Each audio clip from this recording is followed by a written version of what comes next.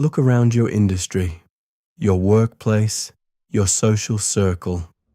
Right now, there is someone who is less talented than you, less intelligent than you, and frankly, less qualified than you, who is miles ahead of you.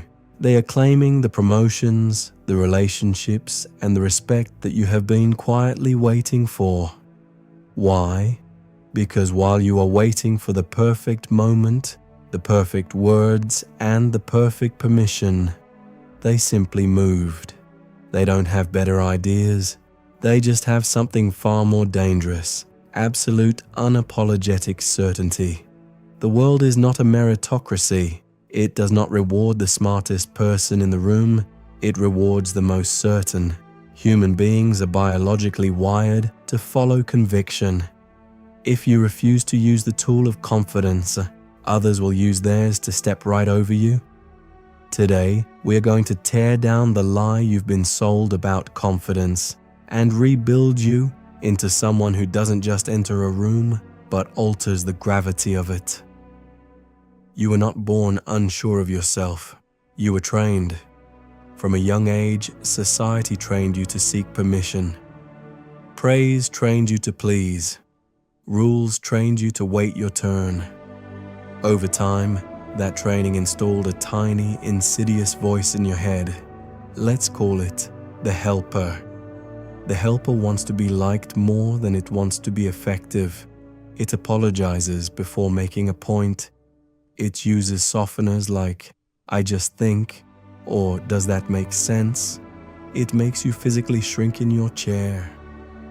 The helper makes you knock on doors you already own the key to. To become dangerously confident, you must evict the helper. Confidence is not about being arrogant, it is about clarity.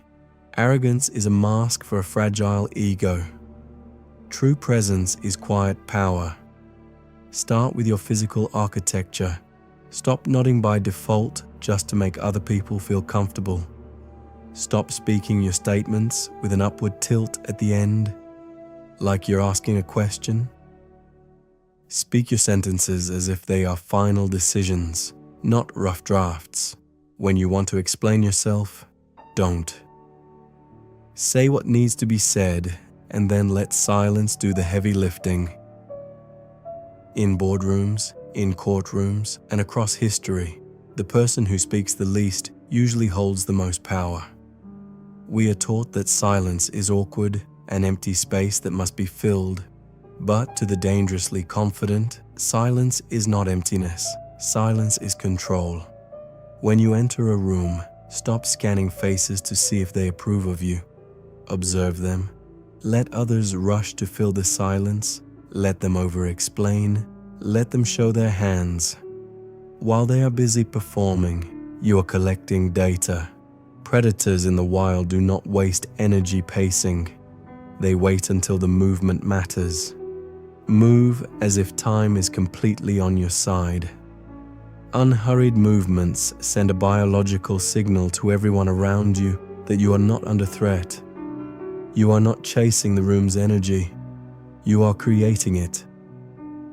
What happens when someone pushes you? What happens when you are insulted, rejected, or challenged? Most people break. They react. They get defensive. They raise their voice, or they shrink away. That is exposure. If people can map your emotional triggers, they own you. They hold the remote control to your nervous system. The ancient Stoics understood that true power is building an inner citadel, a fortress in your mind. From this day forward, you do not react. You register. An insult is no longer a wound. It is simply information about the person speaking. Rejection is not a tragedy. It is data. If an employer or a partner passes on you, they calculated that your absence costs them little. Fine. Use that data to sharpen your edge. If someone pushes your boundaries, you don't need a shouting match or a 20-minute defense. A calm, unblinking, "I disagree," followed by silence, is devastating. It tells them your reality is not up for negotiation. Indifference outlasts revenge every single time. The legendary psychiatrist Carl Jung observed that people with the most magnetic, unshakable confidence had done something terrifying. They had integrated their shadow. Your shadow is every part of you that you are ashamed of. Your failures, your insecurities, your darker impulses. People with fake confidence spend their entire lives exhausting themselves trying to hide their shadow. They project a perfect, polished persona, but because it's an illusion, they are always terrified of being found out. Dangerous confidence comes from saying, "Yes, I am flawed. Yes, I have failed. Yes, I have weaknesses. So what?"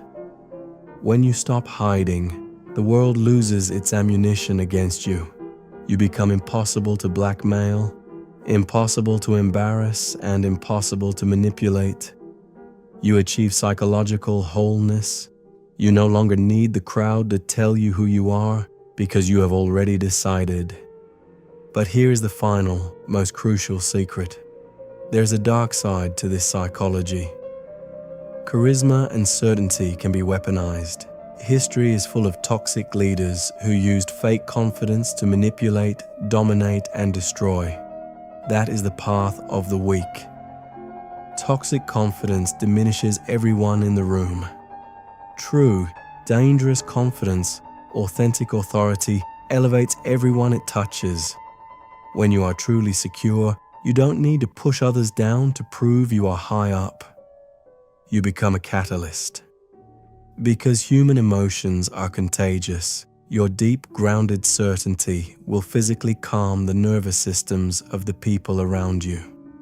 They will look to you not because you demanded their attention, but because your presence makes them feel safer, stronger, and more capable. This is the highest level of the game. You become a servant to the mission, but a master of yourself. Confidence isn't magic. It isn't a genetic lottery. It is a daily, deliberate choice to take up the space you were born to occupy. It is the refusal to apologize for existing. It is the discipline to stay quiet when others panic. It is the courage to look at your flaws and smile. Stop waiting for the universe to tap you on the shoulder. Legends do not wait to be announced. They announce themselves through steady habits and clear intent. The transformation happens the moment you stop being shaped by the approval of the room and start setting the temperature of it. You are not here to blend in. You are here to move pieces on the board.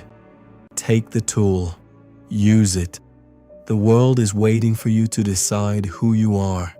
Make the decision dangerous.